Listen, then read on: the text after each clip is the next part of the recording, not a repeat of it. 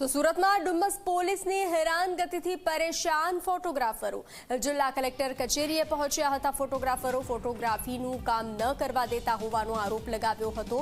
તો ડુમ્મસ બીચ પર કેટલાક લોકો ગાંજાનું વ્યસન કરતા હોવાનો પણ આક્ષેપ લગાવવામાં આવ્યો છે।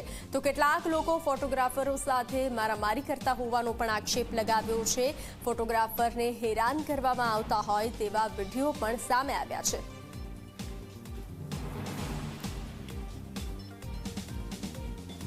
नहीं ये सर, हम 25 साल से डुमस में धंधा करते हैं बीच पे फोटोग्राफी का। हम 25 साल हो गया मेरे को इधर करते करते।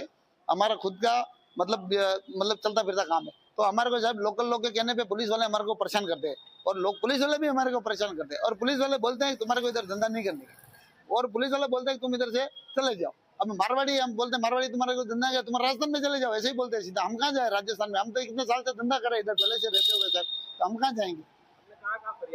हमने साहब पहले भी फरियाद की कितनी बार। साहब लोगों को रजुआत करते हैं, मौखिक में देते हैं। क्यों साहब? हम कंप्लेन करेंगे, सामने वाला कंप्लेन करेगा तो भी हमारे को बिठा देते हैं, नहीं करते तो भी हमारे को बिठाते हैं। हम कंप्लेन करने जाते हैं तो भी हमारे को बिठाते हैं। इसलिए साहब हम रूबरू उनको मौखिक में बोलते हैं साहब ये प्रॉब्लम है।